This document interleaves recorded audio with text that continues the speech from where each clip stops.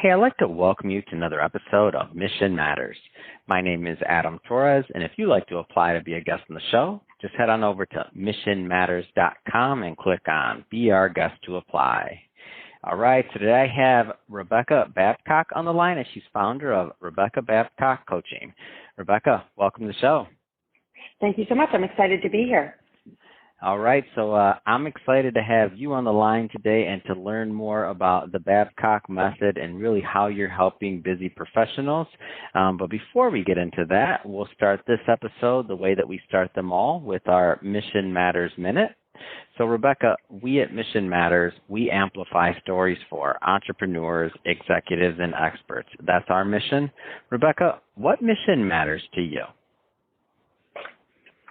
Well, I have to say I started this coaching company for one very clear reason, or a few of them, but it was to live my life no matter how lifey it gets.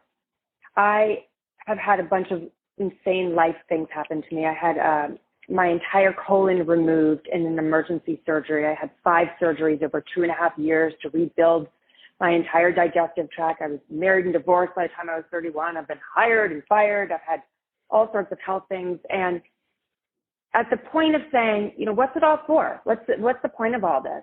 And to not wait until something terrible or dramatic happens, but to really live your life to the best of your ability right now. And the mantra that I use for myself is no colon, still rolling.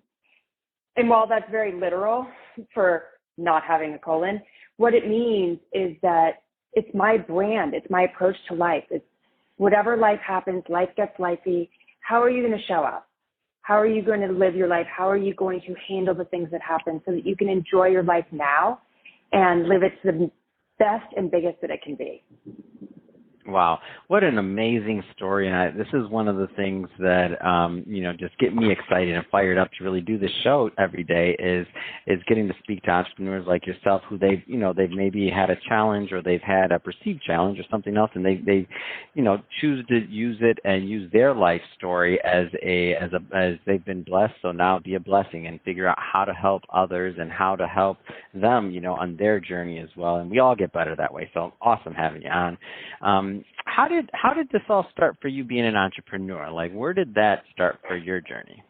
It certainly didn't start with being an entrepreneur, I can tell you that. I came at this kicking and screaming, to be honest. That's awesome. Right? Many of the guests, you're in good company. I call myself an accidentalpreneur. I didn't plan on being an entrepreneur. Go ahead, please. My mission, my personal mission in life forced me to become an entrepreneur is basically what happened. So, no, I'm a 21-year corporate exec veteran.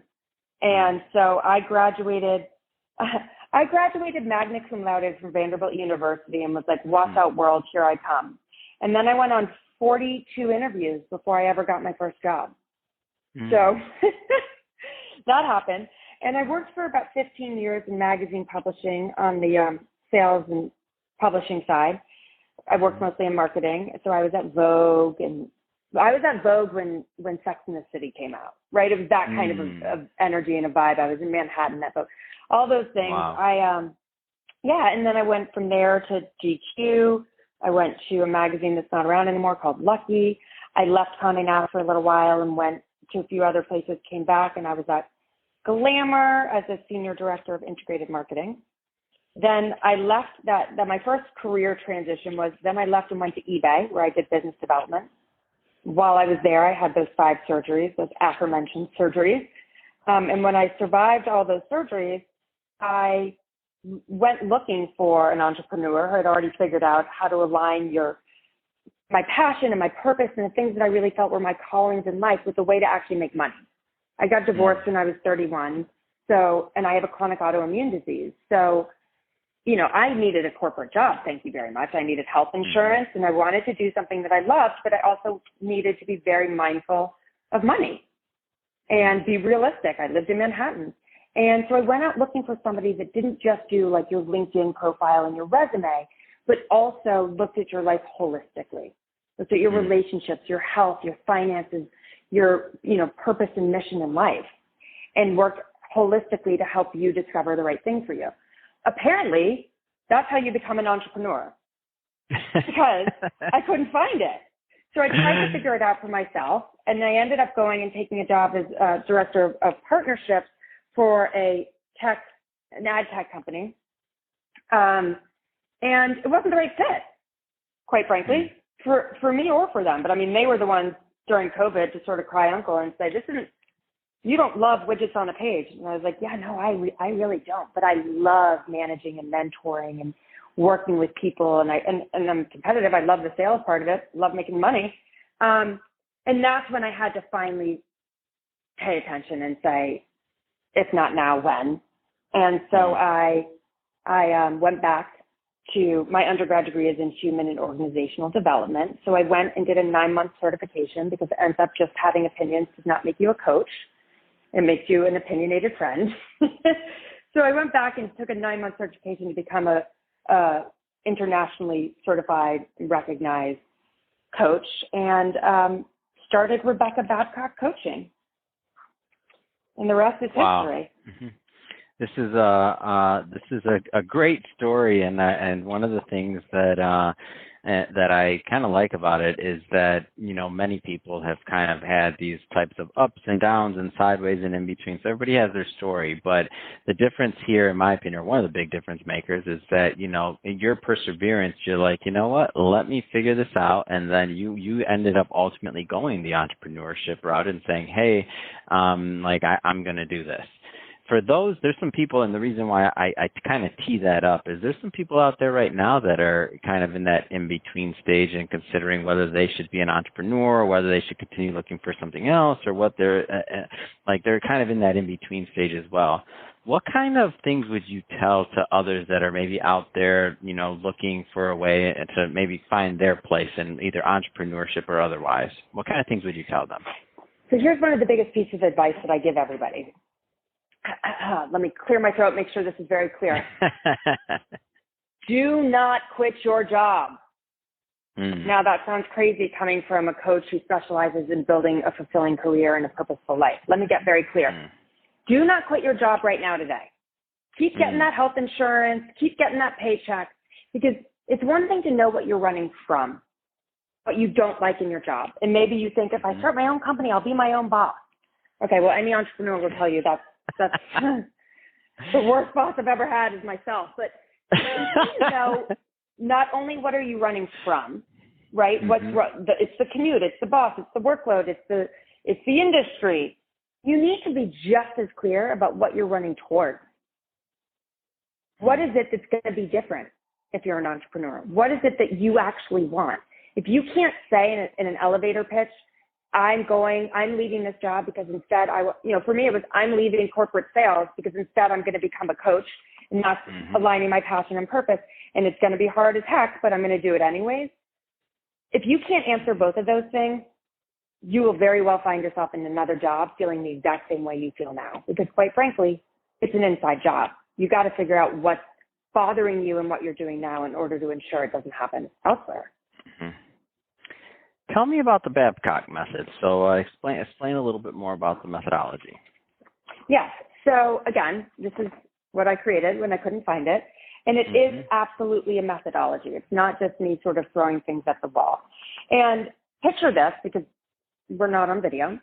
Think of it like a pyramid, okay? So the bottom, the base level of the pyramid is awareness. Okay, so this is exactly what I was just talking about in terms of don't quit your job. Above awareness on this pyramid is action.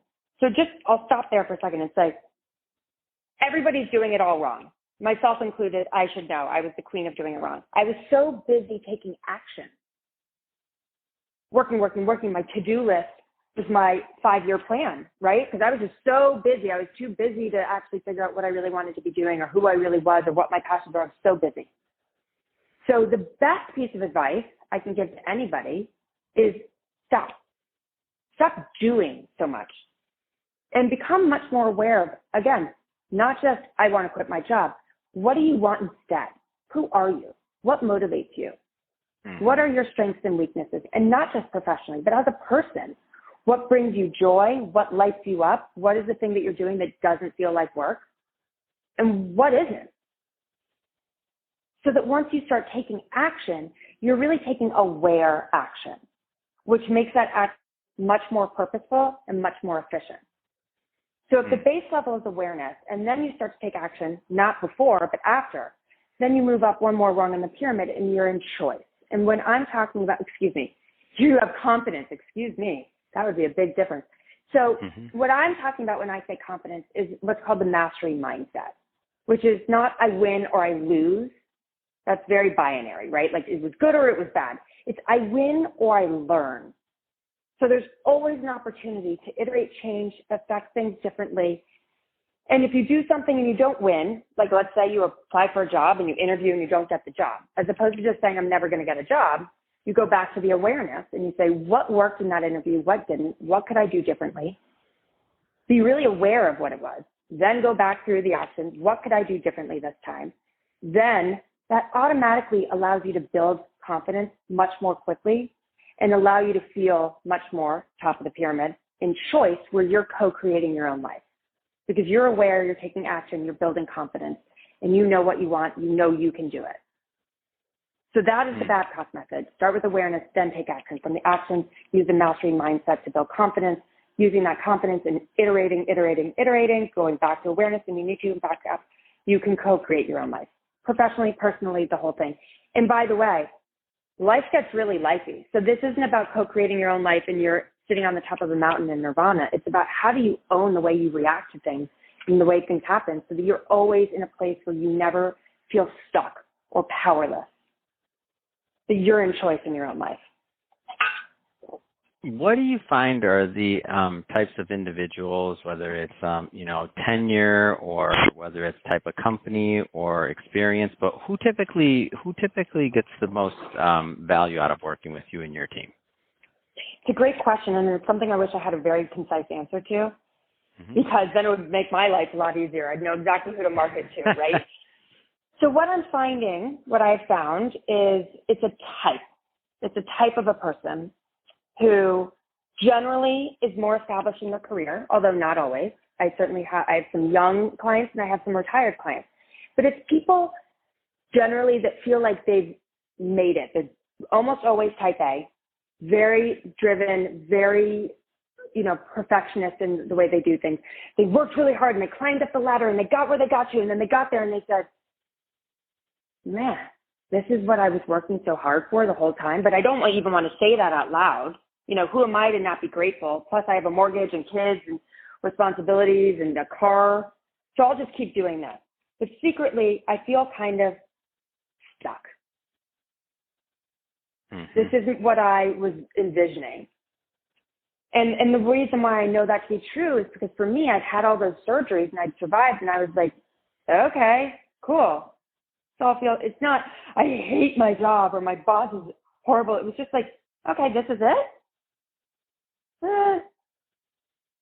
And so that can be once somebody retires, where they've worked so hard until they get to retirement, and then they say, like, okay, now what?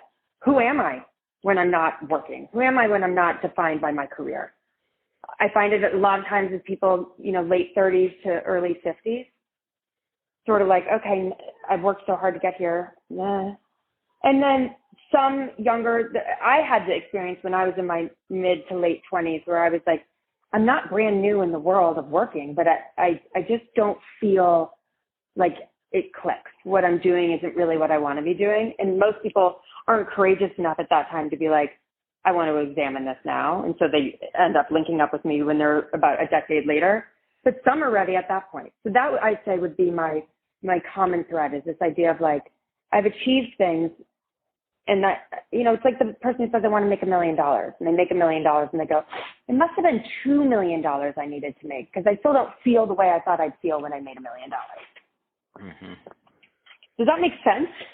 It does make sense, Rebecca. And I know that we're just really just tip of the iceberg on this conversation. I know we can talk about it for hours in this case, because I know you have a lot to offer. But we're about out of time for today's show. Yeah. So what I do want to do, though, is I understand that you're offering, because I know everybody's listening to this right now and they feel just like I do. Like they got questions. They're like, oh man, like we're just getting going, and they may want to have maybe a follow-up conversation with you. I know that you're you're making a special offer for our audience.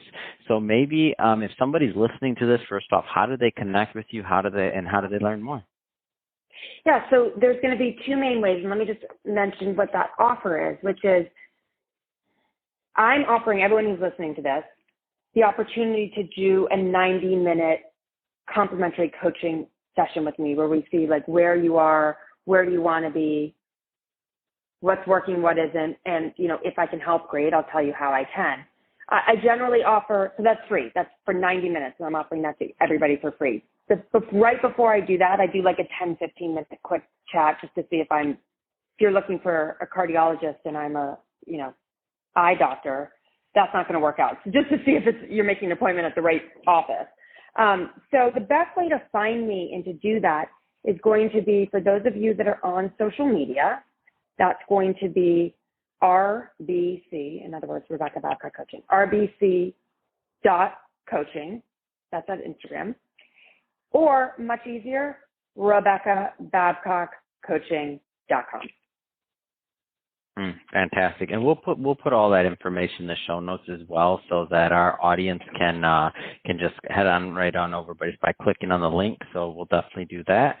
And speaking of the audience, if this is your first time listening to a Mission Matters episode or engaging with the platform, we're all about bringing on entrepreneurs and executives and having them share, their mission, of course, like why they do what they do, like what gets them fired up to go out into the marketplace and make a difference, and also, what their mission is and how we can all learn from it as well, and we can all become better and grow together. If that's the type of information or content that sounds interesting to you or exciting, then we welcome you. Hit that subscribe button, because we have many more mission-based individuals coming up on the line, and we don't want you to miss a thing. And Rebecca, really, it has been a pleasure. Thank you again for coming on the show. Absolutely. Thanks for having me.